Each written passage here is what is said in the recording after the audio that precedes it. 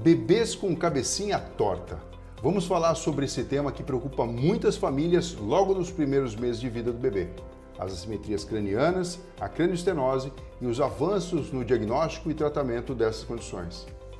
Você sabia que as novas tecnologias permitem cirurgias menos invasivas, com recuperação mais rápida e até menor necessidade de transfusão de sangue?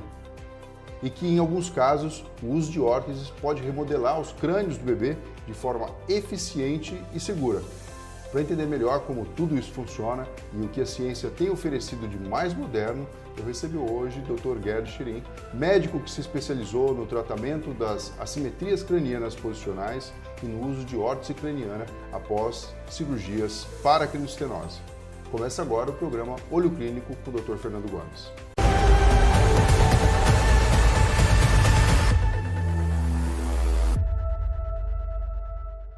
Gerd, muito bem-vindo, estou muito feliz de ter você aqui, meu amigo. Eu que agradeço o convite. Gerd, quando a gente fala sobre cabecinha torta, sobre plagiocefalia, cranioestenose, o que de fato a gente está falando? Qual que é o principal entendimento que as pessoas precisam ter sobre essa condição? Então, todo mundo tem um pouco de assimetria na cabeça, ninguém é perfeitamente simétrico, mas tem algumas condições que ultrapassam essa fronteira da normalidade. Então é isso que merece atenção. Tem várias causas para as assimetrias cranianas posicionais e as cranioestenoses. Então, são causas diferentes para uma alteração no formato craniano da cabeça do bebê. Todas elas têm tratamento, mas são tratamentos completamente diferentes. Dependendo da causa, vai por um lado ou por um outro. Agora sim, o que os pais precisam saber mesmo quando, enfim, tem uma criança ali, todo mundo muito feliz, e quais são os sinais principais que eles devem ficar atentos de que alguma coisa não está indo muito bem? Isso é interessante. O bebê nasce com a cabeça às vezes inchadinha, puxada para cima, né? A gente chama de bossa. São condições muito transitórias, se resolvem rapidamente nas primeiras semanas de vida. Mas, em geral, os pais percebem que tem alguma coisa diferente quando vão dar o banho no bebê, molha o cabelo, olha de cima, você vê que tem alguma coisa diferente. Um lado está diferente do outro, ou a região de trás da cabeça está mais achatadinha. Tudo isso tem nomes complicados, plagiocefalia, braquicefalia, mas são nomes que a gente dá para alterações no formato da cabeça do bebê, que às vezes os pais percebem, às vezes algum parente próximo que tem a liberdade para falar percebe, porque quando você está no dia a dia, às vezes isso não chama tanta atenção, e alguém que vê a cada 30 dias, a cada 2 meses, percebe, opa, o bebê está com a cabeça esquisita, está com alguma coisa diferente, está chamando atenção. Às vezes o pediatra nota isso, ou algum outro profissional que está lidando com esse bebê, um fisioterapeuta, um osteopata, que está cuidando de alguma outra questão de refluxo, por exemplo, nota no bebê uma assimetria no crânio, uma desproporção no crânio. E a gente sempre deve procurar ajuda com um médico especializado nessa área para que possa ser feito um diagnóstico precocemente acertado para que possa ser instituído um plano de tratamento adequado para cada caso. Isso que eu queria saber, qual que é o problema de atrasar o diagnóstico dessa condição? Como qualquer doença, quanto mais cedo a gente tem um diagnóstico preciso, melhores são as nossas opções. Quando a gente trata precocemente, por exemplo, uma assimetria craniana posicional, que é uma alteração no formato do crânio causada por excesso de apoio numa região só da cabeça, nessa fase de crescimento muito rápido, que são os 2, 3 primeiros meses de vida. Então, se a gente identifica isso precocemente, a gente muda a posição de apoio da cabeça do bebê e consegue conduzir esse crescimento de volta para a normalidade sem nenhuma outra intervenção mais complexa. Então, são medidas simples que você pode instituir precocemente, que tem um bom resultado para a maioria dos casos, não para todos, mas para muitos casos a gente consegue reverter isso com medidas muito simples, como o reposicionamento. Quando o diagnóstico vem mais tardio, o teu leque de opções fica muito mais restrito. Então, você acaba tendo menos opções e o resultado fica progressivamente menos animador à medida que você institui um tratamento mais tardiamente. Então, quanto mais cedo, melhor. Agora sim, é lógico, a gente tem um desafio inicial de fazer o diagnóstico e o grande diferencial, né? Se é cranioestenose, alguma sutura do crânio está fechada antes do tempo e aí não tem jeito, né? Tem que operar, tem que abrir essa sutura.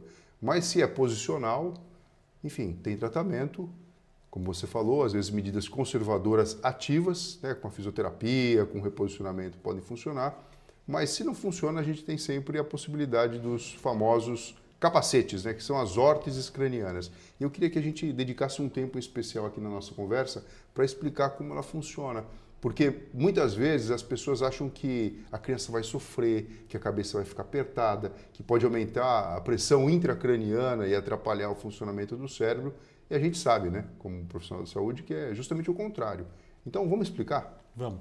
Olha, eu tenho aqui, por exemplo, uma plagiocefalia, um bebê com uma assimetria craniana. Está visivelmente assimétrica essa cabeça. Qualquer tratamento que queira melhorar isso aqui precisa segurar aqui e deixar crescer para cá, para que volte a uma normalidade em termos de simetria. O reposicionamento tenta fazer isso. Você coloca o bebê apoiado onde está proeminente e tenta desviar o crescimento para o outro lado. Quando essas manobras são insuficientes... Mas isso, né, Gerd? Às vezes é difícil, né? Porque o que você está dizendo é, olha, vamos deitar o bebê sempre, nesse caso aqui, do lado direito. E o pai e mãe falam, puxa, a gente coloca, mas a criança fica rodando na cama e fica do outro lado. Eu brinco, não é um bebê reborn, né? Sim. Que você põe lá e no dia seguinte está na mesma posição. O bebê saudável é ativo. Aliás, ele é progressivamente mais ativo, ganha força e habilidade à medida que cresce e a eficácia do reposicionamento vai despencando à medida que a idade avança. É justamente aí que entra a órtese craniana, que é o famoso capacetinho. O que vai fazer essa órtese? Vai segurar onde está proeminente e deixar um pouquinho de espaço para crescer onde está achatado, mesmo que o bebê deite em cima dessa região. Então a gente passa a moldar a cabeça do bebê de uma forma muito mais assertiva.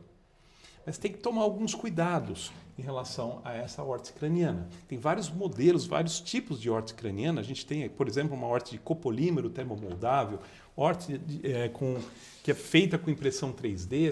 São modelos de órtese específicos para cada caso.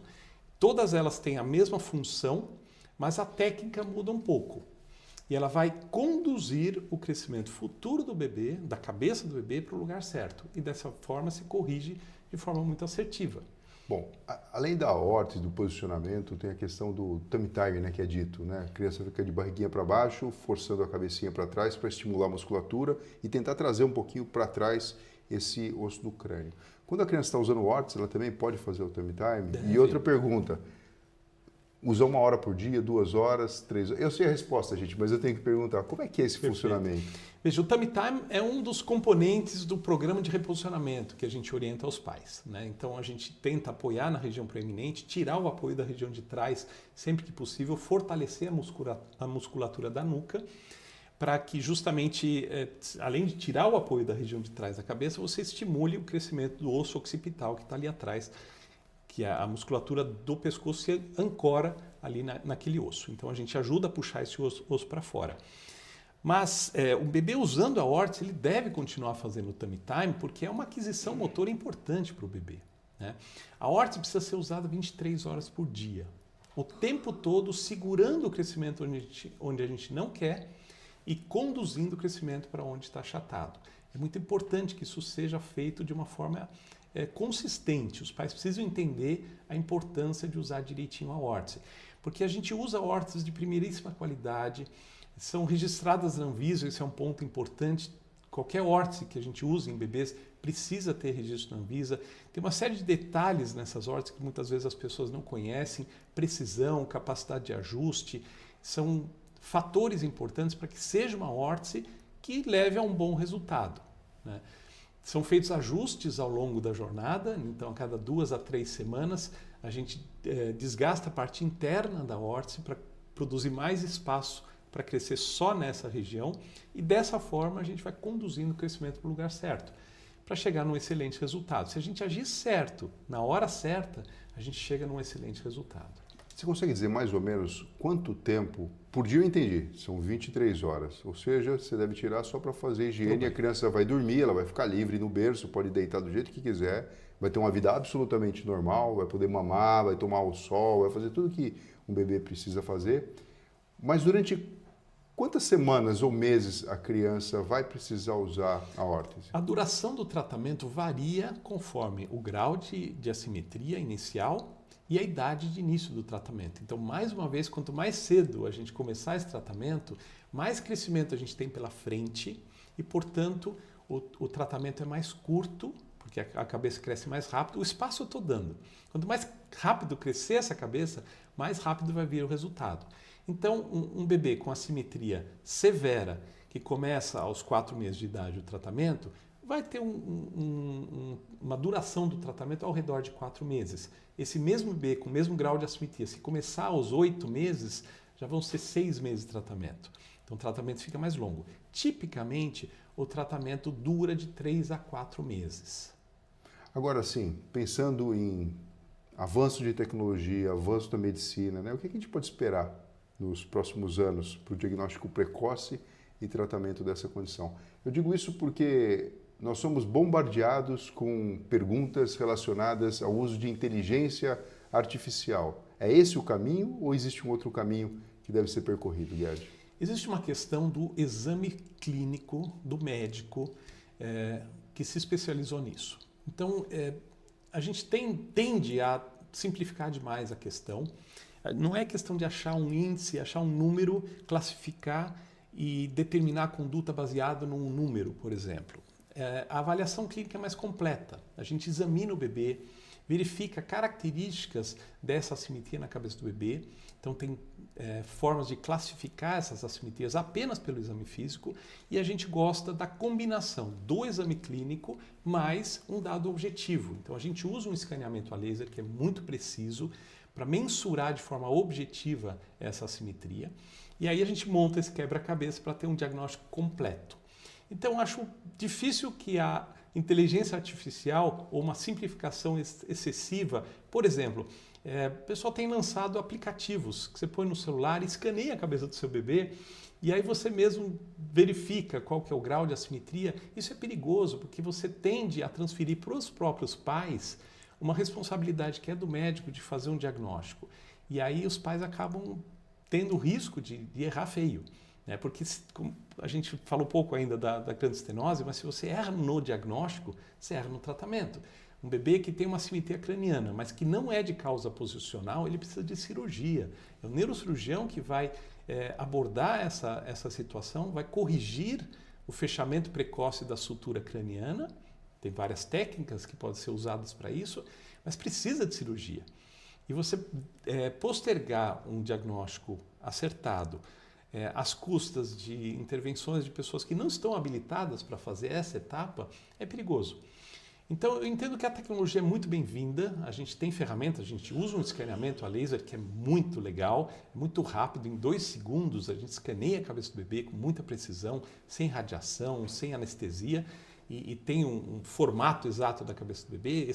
Esse arquivo é usado para a confecção da órtese sob medida, mas isso é tecnologia, isso é bem-vindo. A impressão 3D é uma tecnologia que veio para ficar.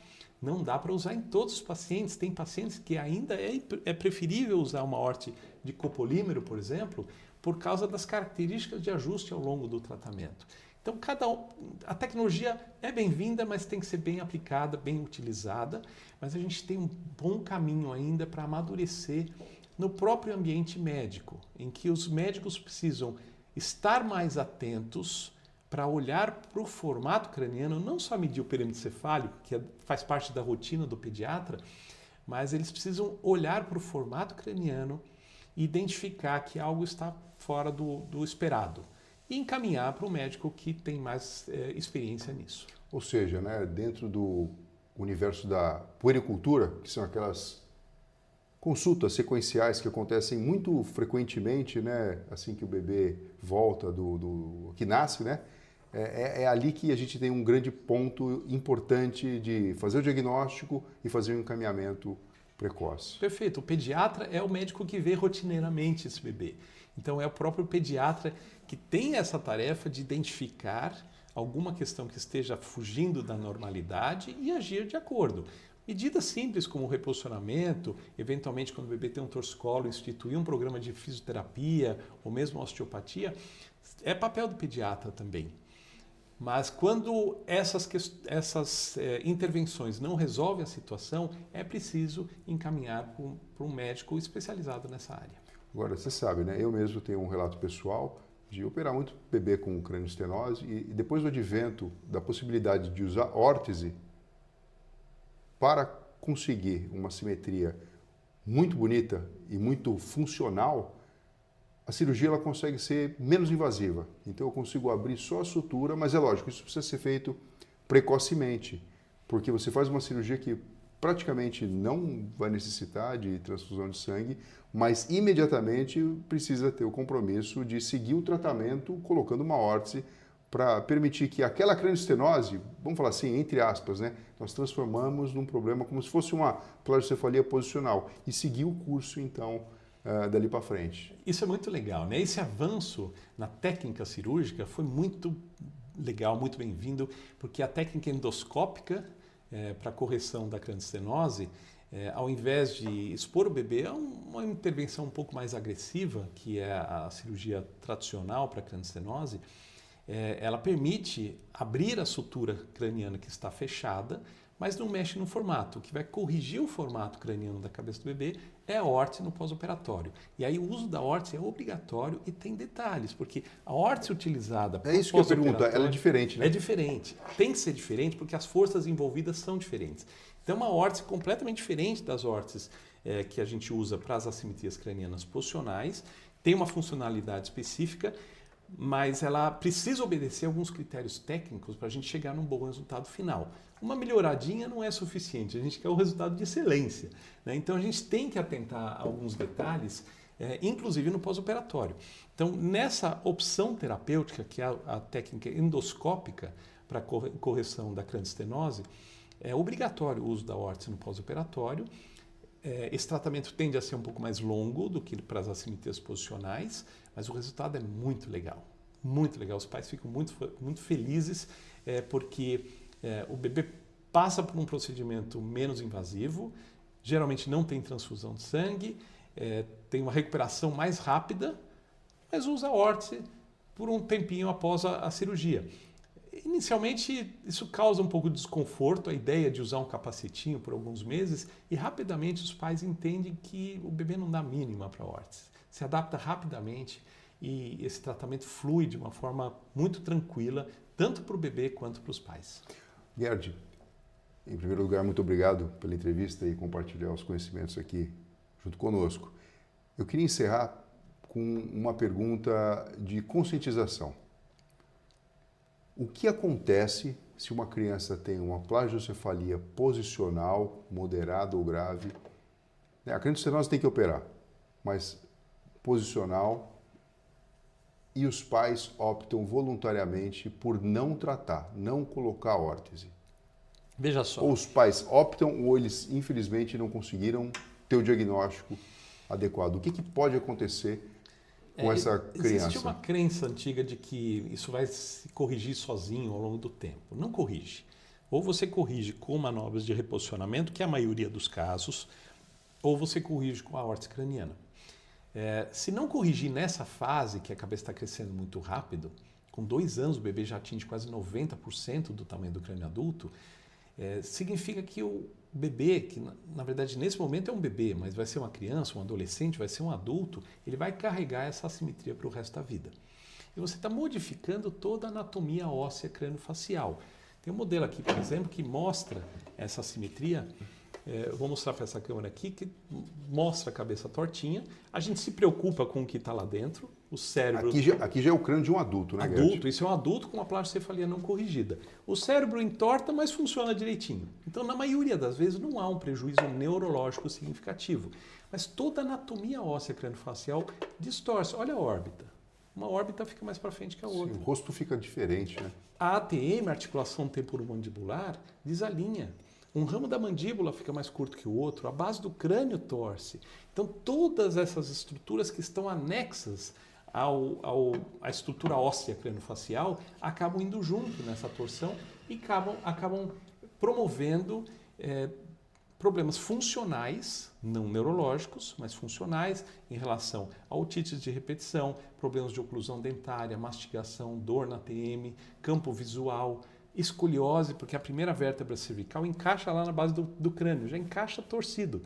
faz uma espiral na coluna, o risco de desenvolver uma escoliose, não nessa fase, mas quando aquele indivíduo vai ter 10, 12 anos de vida, é muito maior. Então você tem uma série de consequências funcionais, não neurológicas, relacionadas às assimetrias cranianas posicionais e, obviamente, a cranioestenose também. Gerd, muito obrigado por essas informações.